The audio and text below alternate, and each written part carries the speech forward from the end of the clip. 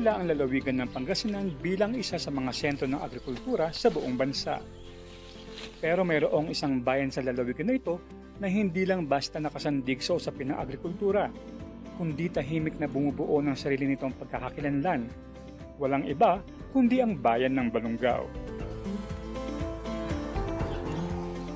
Sa unang tingin, karaniwang bayan lamang ito na may bukirin, kabundukan at mga taniman na pamilyar sa mata ng marami.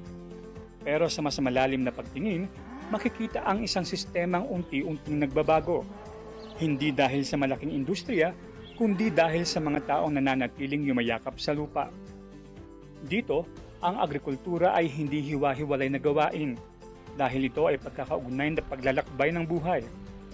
May kambing na inaalagaan para sa kabuhayan, may kalabaw na pinapakinabangan para sa gatas, may kape na itinatanim para sa kinabukasan, at may palay na ginagawang pagkain ng bawat pamilya. Sa bawat umaga sa bayan ng Balungaw, para-pareho ang tunog. Hindi ng ingay ng lungsod, kundi ng trabaho sa bukid, pag-aalaga ng hayop at paggalaw ng mga taong sanay sa pawis bilang kapalit ng kinabukasan. At sa likod ng lahat ng ito, may isang malinaw na layunin, ang gawing buhay ang agrikultura, hindi lang bilang hanap buhay, kundi bilang sistema ng pagunlad. Hindi ito kwento ng isang industriya. Ito ay kwento ng pagpapanatiling buhay ang lupa, kasama ang mga taong umaasa rito araw-araw. Ito ay kwento ng isang bayang may pusong agrikultura.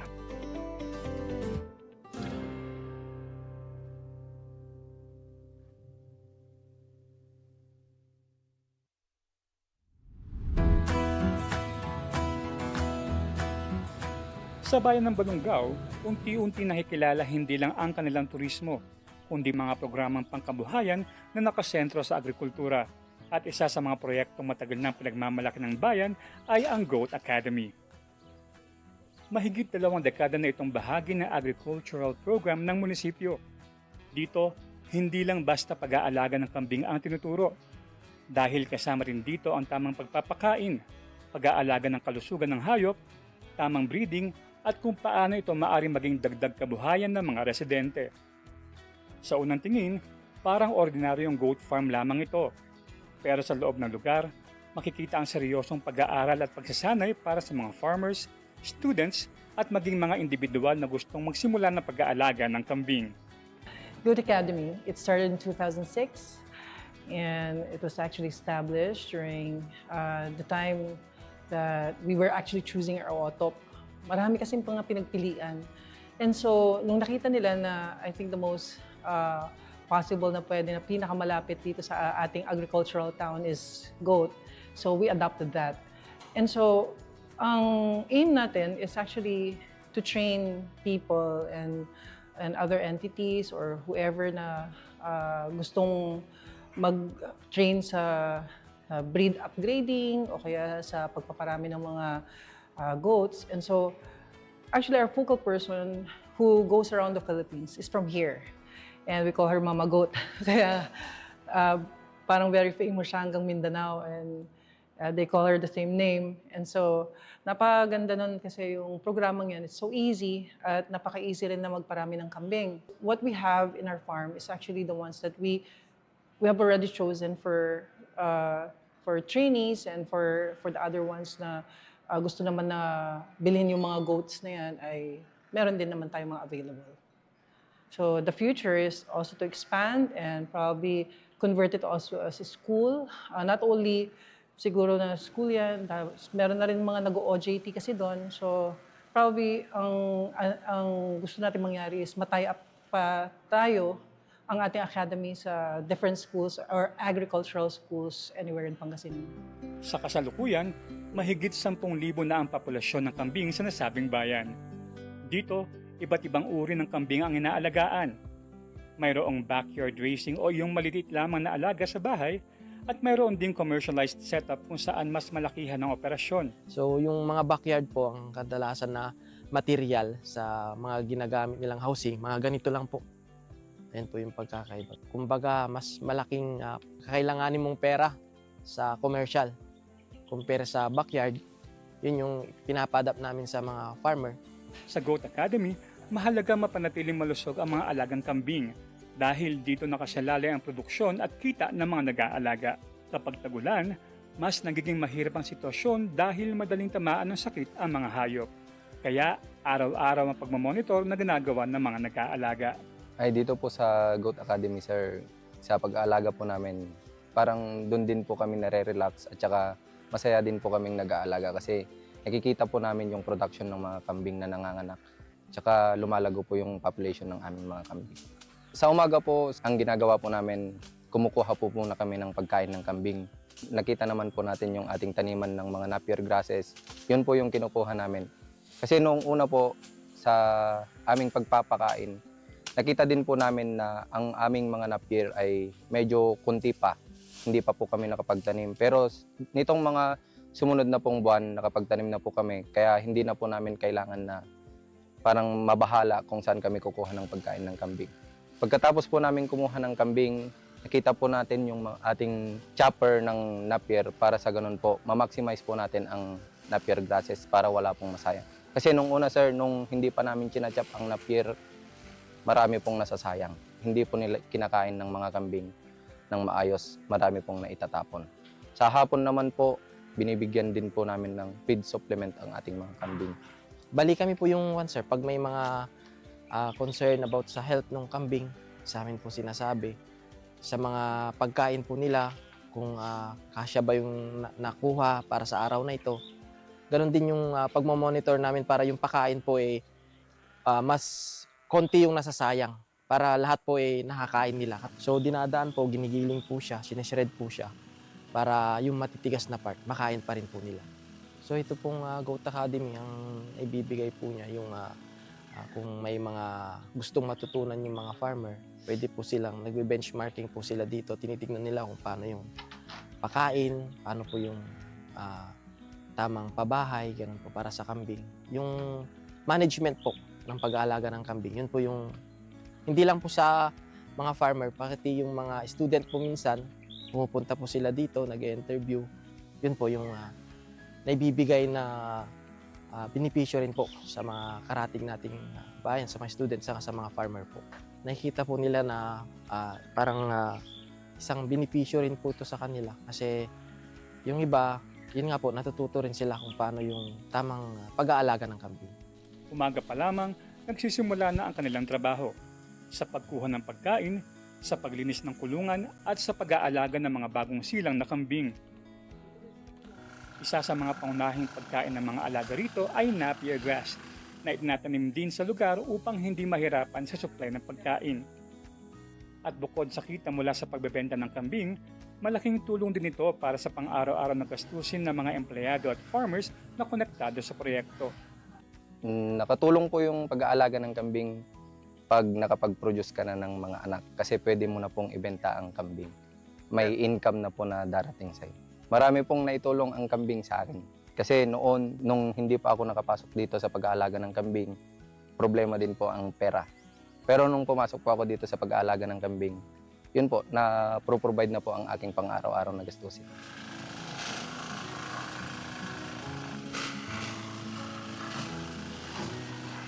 Malaki pong naitulong sa akin para po sa family ko. Pang dagdag allowance na rin. Nagpapasalamat po ako kasi nakapasok po ako dito. Nagpapasalamat po ako kasi mas marami po akong natutunan dito sa Goat Academy. Papakain ng kambing, ganun po. Bukod sa pagiging training ground ng mga magsasaka at estudyante, nakikita rin ng lokal na pamahalaan na may potensyal itong maging bahagi ng agritourism ng bayan.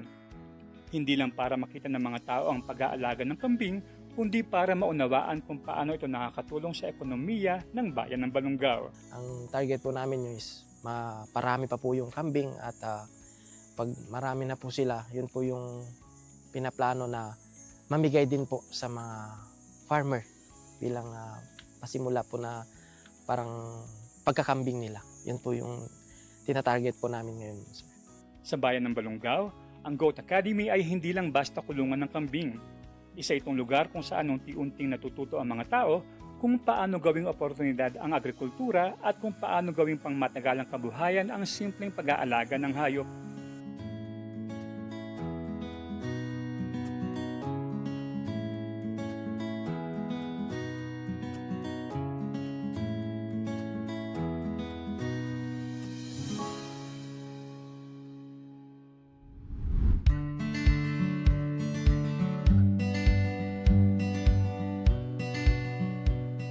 Kung ang Goat Academy ay nakatutok sa kambing, sa kabilang programa naman ng bayan, isa pang hayop ang ginagawang sentro ng kabuhayan, ang kalabaw.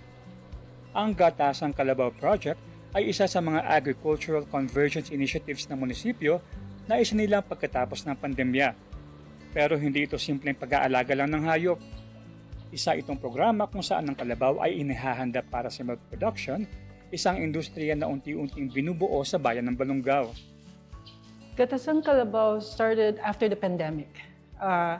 It was actually treated as a convergence project because for that matter, we were only like 4 agencies before.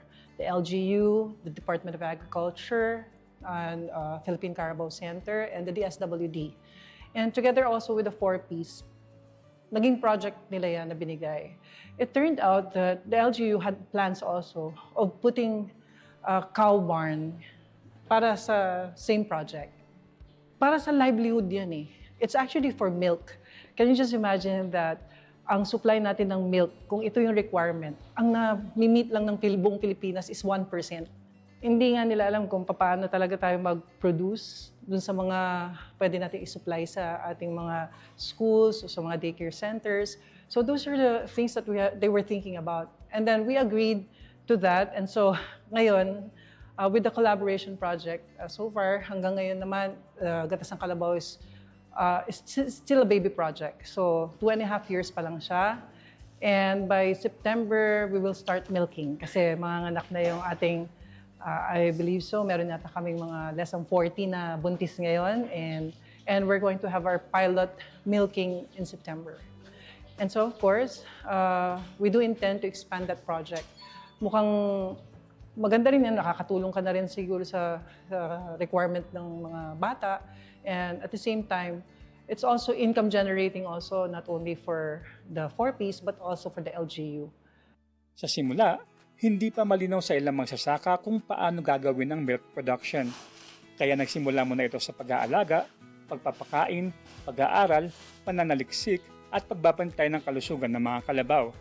Nag-start po siya noong April 2024 po. Nag-umpisa po yung dineliver yung mga kalabaw. So, nung umpisa talagang struggle po kami kasi hindi po sila ganun katataba. Payat po sila. Usap-usap sila to DSWD, DA, saka sila mayor kung paano yung gagawin. Kaya ganun yung nangyari ngayon, yung outcome niya na survive naman, gumanda naman yung kalabaw. At ang plano ngayon dyan, yan yung mabuntis po sila at makuhanan po ng gatas. So, ngayon po may 23 na buntis at may 5 po na nanganak. Yun po, hopefully po maging successful at dire-diretso na po yung pagbubuntis nila at makapag-produce na rin po ng maraming gatas. Dahil sa planong padamihin ng mga alagang kalabaw sa bayan, isa sa mga problemang kanilang nakikita na dapat maiwasan ay ang inbreeding at genetic problems. Maingat ding binabantayan ng proseso ng breeding, kabilang dito ang artificial insemination at regular na pregnancy diagnosis na tinutulungan ng Philippine Carabao Center. May hiwalay rin na pag-aalaga para sa mga lalaking kalabaw at mga anak upang mapanatili ang kalidad ng lahi. Kaya naman sa araw-araw na operasyon, masasabing hindi biro ang pag-aalaga ng mga kalabaw. Pag umaga sir, ang ginagawa lang namin dito, naglilinis ng kulungan, ng inumin nila sir, nagpapaligo, nagpapalit ng tubig, tapos nagpapakain sir. Malaking tulong po pang araw-araw sa pag walang supply ng water truck, doon kami na-stress kasi hindi namin alam kung saan kami kukuha ng painom namin sa alaga namin.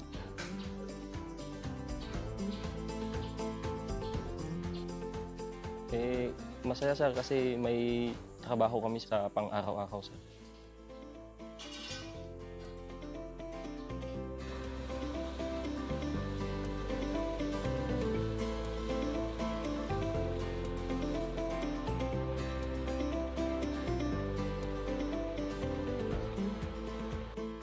So every morning po, hinahakot po nila yung mga dumi para hindi po mahirapan yung water truck po sa paglilinis kasi wala pa pong nakapondo na tubig po dito. So, nilagay po nila sa labas. Then para yung tubig lang po ang dadaloy sa may kanal, papunta po sa septic tank. Tapos after that po, nagpe-prepare na po sila ng pagkain po for morning. Nasa 30 kaban po yung pagkain po nila ng umaga at hapon. Sa bayan ng Balongaw, ang gatasang kalabaw ay hindi paganap na industriya, pero malinaw ang direksyon nito. Isang pinagkukunan ng gatas, kabuhayan at oportunidad. At kasabay din itong umuusbong ang isa pang inisyatibo ng bayan, ang kapihan na nakatanim mismo sa kanilang kabundukan.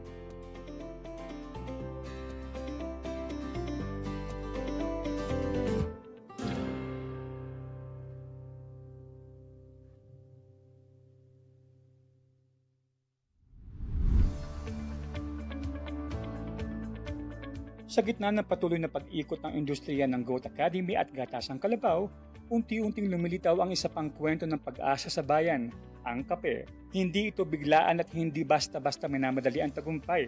Sa mga lupang minsang inakalang puro tanim lang ng tradisyonal na pananim, ngayon ay unti-unti nagkakaroon ng bagong anyo. Ito ay ang mga hanin ng kape na nakatanim sa paanan ng kabundukan ng Mount Balongaw. At dito nagsisimula ang isa sa pinakamalaking pagbabago sa agri-ecotourism ng bayan. It was very timely. Nag-umpisa kami actually dyan sa coffee. Wala pa actually gastos ang LGU dyan eh. Meron mga nagtanim talaga dyan ng mga coffee. Surprisingly, tumubo sila sa Mount Balongaw. And so we said like, why not find seedlings and then o kaya seeds and then let's plant. Nag-umpisa lang talaga kami sa isang maliit lang na crate na pinagtaniman. Mamaya tumutubo na yung mga seedlings. In 2 years' time, can you just imagine kung ilang seedlings na na-produce namin? 80,000 seedlings. And then we did intend to grow that also in, maybe let's just say, look for farms na gusto nila. Pinapamigay talaga namin ng libre yan. And coffee is the fast-selling talaga. It's alam mo yan, hindi lang pampainit ang katawan, kung minsan ulam na rin yan eh.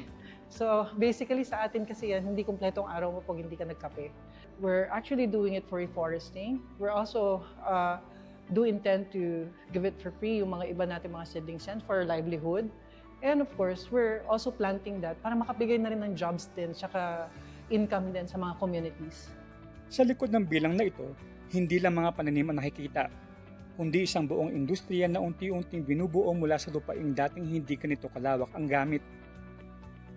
Pero, hindi ito madaling gawain. Kailangan ng tiyaga, kailangan ng oras, at higit sa lahat, kailangan ng malakas na paniniwalang ito ay may magandang ibubunga.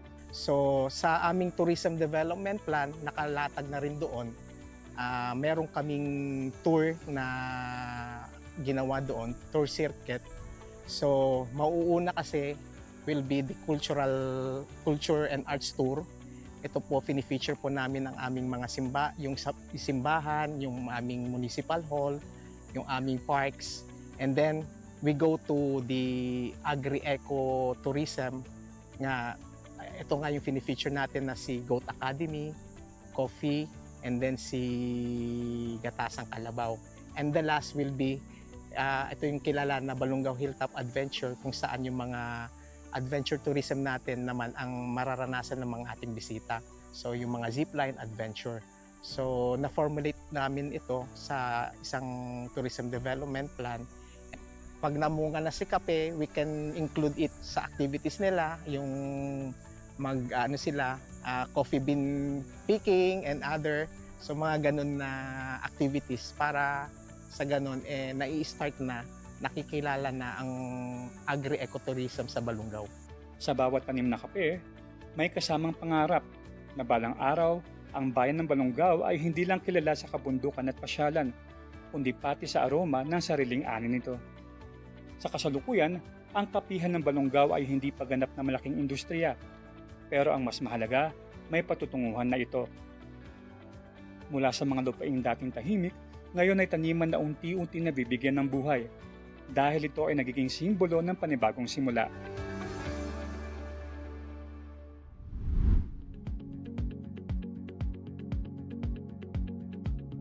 Kung ang Goat Academy ay tungkol sa pag-aalaga ng buhay at ang Gatasang Kalabaw ay tungkol sa pasensya sa produksyon, at ang Kapihan Plantation naman ay tungkol sa pagtatanim sa panibagong bukas, ang Rice Processing Center 3 ng bayan ng Balongaw ay tungkol naman sa pinakamahalagang bahagi ng hapagkainang Pilipino, ang palay.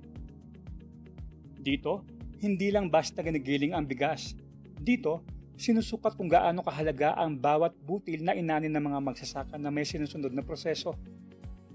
Sa likod ng mabibigat na sako, maalikabok na paligid at paulit-ulit na trabaho, may isang malinaw na layunin. Ang gawing mas maayos ang bentahan ng ani ng mga magsasaka, lalo na kapag panahon ng tag-ulan at basa ang palay. Doon sa drying facility po kasi natin, ginagamit po natin yon lalo pag tag-ulan. Doon, pinapasok natin yung kabibiling palay, basa siya, tapos ilabas na po natin yon, tuyo na siya, nakuha na niya yung 14% moisture content. Ayun, pwede na siya for milling. Doon naman sa sa station 1, doon na po yung pinapasok natin yung palay. Papunta doon sa station 2, separation na po ng mga inert materials, gaya po ng mga bato, yung mga dumi niya, o kaya yung mga anything na mga damo, mga doon po natatanggal. Sa process, sa elevator 3, doon naman natatanggal yung balat. Sa 4 na, doon na yung pagsiseparate nung nabalatan at saka hindi nabalatan. Sa 5 naman na, doon yung whitener 1, ang tinatawag natin na whitener 1, pero mostly ang labas noon yung brown rice.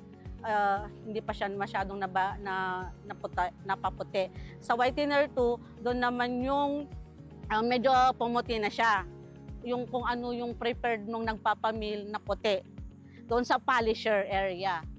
Doon naman sa susunod na natatanggal na doon yung mga may kulay-kulay. Ayun naman yung tinatawag natin na yun yung tinatanggal niya yung mga buto ng damo at saka yung mga hindi na meal na mga palay at saka yung may kulay. Doon sa may ayun po yung separator. Doon po na i-separate sana yung long grain, short grain at saka yung medium niya. Tapos bago siya pupunta doon sa may weighing area. Depende po sa po ng miller natin kung 50 kilograms or 25 kilograms po yung packaging or 5 kilograms. Choice po yun ng mga miller. Dito masasaksihan ang malaking epekto ng pasilidad. Hindi na lamang bagsak presyo ang mga pari ng mga magsasaka kapag basa o hindi agad natuyo. Dahil may isang sistemang nabuo ngayon para mapanatili ang halaga ng kanilang ani. Sa loob ng processing center, ang bawat hakbang ay kritikal at dapat nababantayan. Mula sa pagtanggap ng palay, pagdaan nito sa drying system, hanggang sa paggiling at paghanda para sa merkado. Kapag tag-ulan, dito tumatakbo ang sistema. At dito rin umaasa ang mga magsasaka na hindi masasayang ang kanilang pinagpaguran sa bukid. Mayroong opening, pinag-apply niya ako, nakapasok naman. Dahil kailangan siyempre ng trabaho eh. Siyempre, unang-una yung pagbubuhat. Tapos yung init ng loob ng facility, ng area. Nakakatulong din tayo sa munisipyo at the same time, yung mga, siyempre, meron tayong regular na inaasahan na sahod. Tsaka, basta yun, na-maintain lang natin yung pagkain, baon ng mga bata. Basta continuous lang at saka hindi masisira yung makina. Tuloy-tuloy siguro, sir. Sa mga taong nagtatrabaho dito, ang Rice Processing Center ay hindi lang trabaho dahil ito ay tulay ng kabuhayan. Isang lugar kung saan ang simpleng pagbubuhat at pag-aasikaso ng palay ay nagiging parte ng mas malaking sistema na pagkain ng buong bayan. Sa ngayon nakikita ko po talaga, nabibili po natin yung palay ng mas higher. Malaking tulong din po yun sa mga farmer po natin. Bali, pag may nagpapamil din po ng mga farmer natin, dito na rin po sila nagpapamil. Our former municipal agriculturist came across this kind of project during a meeting in the regional DA. Parang nahirapan yata itong mga farmers natin. Yung yung support na pwede natin ibigay. Meron kaming savings talaga. And I said like, okay, how much is the counterpart? So they said like, oh, it's a RPC3.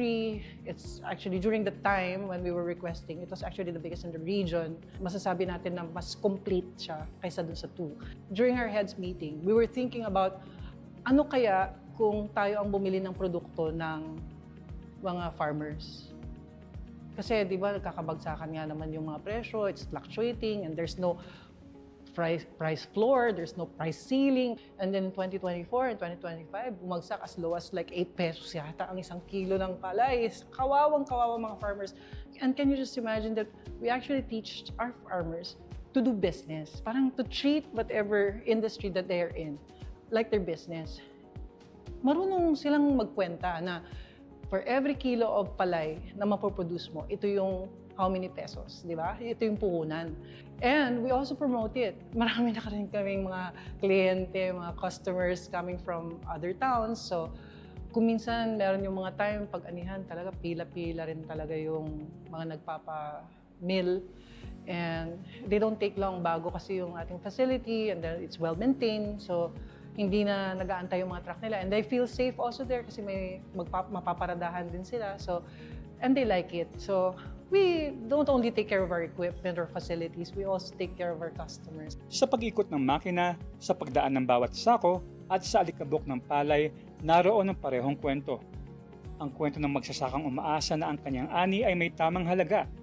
At sa bayan ng Balungaw, unti-unti itong natutugunan.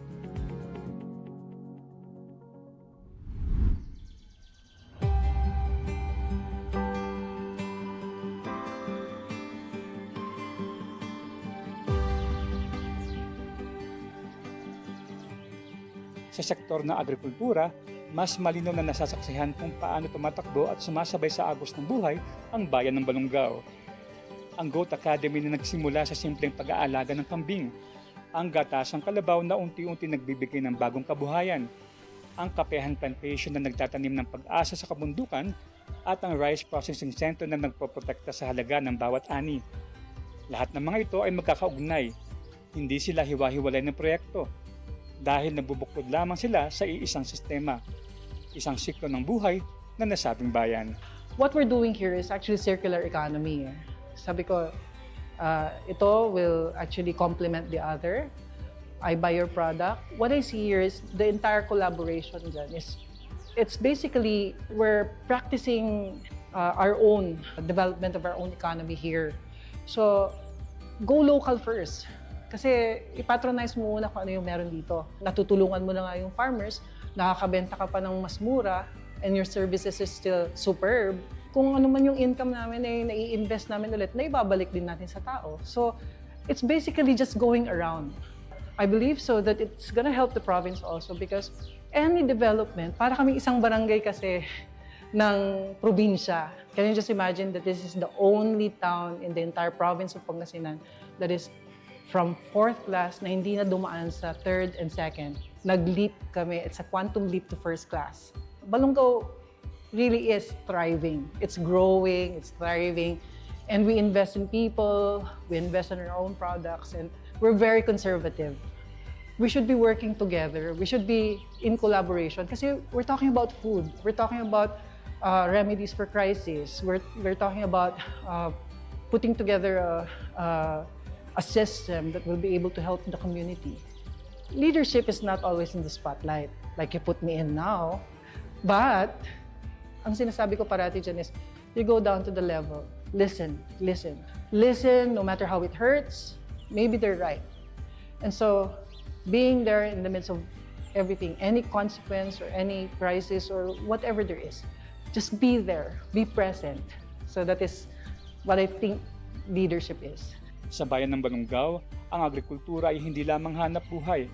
Ito ay pakikipagsapalaran araw-araw. At sa bawat tanim, bawat alaga, bawat ani, may isang katotohanan na paulit-ulit bumabalik na ang lupa kapag inalagaan ay nagbabalik din ng buhay. At sa dulo ng kwento ng bayang ito, hindi tayo natatapos sa tanong kung gaano kalaki ang ani. Ang mas mahalagang katanungan, gaano kalaki ang naitulong nito sa mga taong umaasa rito. Dahil dito, ang tunay na ani ay hindi lang produkto. Ito ay tao, ito ay pamilya, at ito ay buhay.